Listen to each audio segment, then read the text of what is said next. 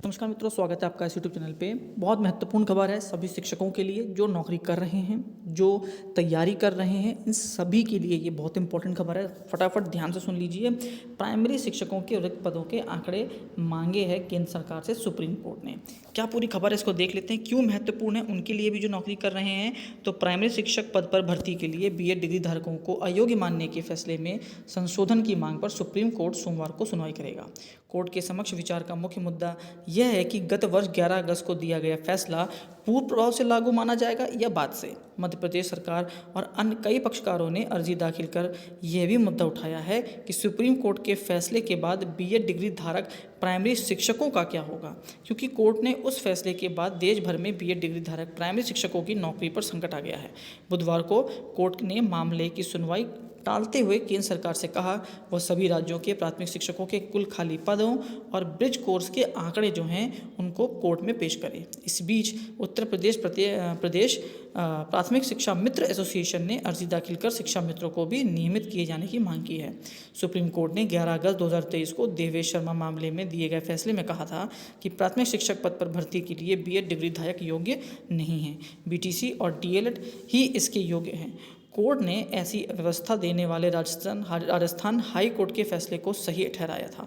Supreme court के इस फैसले का देशव्यापी असर हुआ है और बीएड डिग्री धारक प्राथमिक शिक्षकों की नौकरी पर संकट आ गया है। मध्य प्रदेश सरकार और बहुत से प्रभावित लोगों ने सुप्रीम कोर्ट में अर्जी दाखिल कर आदेश में संशोधन का जो मांग पूरी की है कि इसको गुहार लगाई गई है।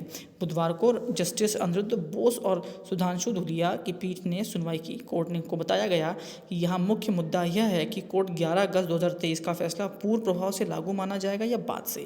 डिप्लोमा इन एलिमेंट्री एजुकेशन धारकों के वकील गोपाल शंकर नारायण ने मांग की विरोध करते हुए कहा कि सुप्रीम कोर्ट का फैसला आ चुका है, अब कोर्ट को इस तरह की अर्जियों पर सुनवाई करने की ज़रूरत ही नहीं है, क्योंकि ये तो एक तरह से आदेश का रिव्यू मांगा जा रहा है। शंकर नारायण ने कहा, पटना, छत्तीसगढ़ व उत्तराखंड हाईकोर्ट कह चुके हैं कि सुप्रीम कोर्ट का वह फैसला पूर्ण प्रभाव से लागू माना जाएगा। वहीं बंगाल, बिहार व राजस्थान के बीएड डिग्री धारकों के वकील पीएम पटवालिया ने मामले में सुनवाई की मांग की।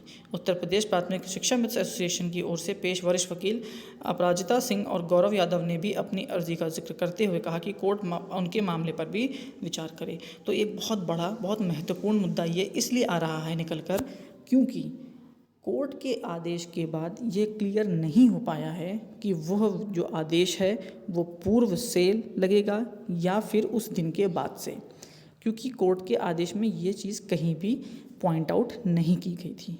अब कुछ ऐसे प्रदेश हैं जहाँ पर हाई कोर्ट कहती है कि उसको पूर्व से माना जाएगा और कुछ कहते हैं कि वो उसी दिन से माना जाएगा। अब अंतर क्या होता है? पूर्व का मतलब ये हो गया कि जो पूर्व में भर्तियाँ हुई हैं, क्या वो शिक्षक भी अयोग्य हो जाएंगे?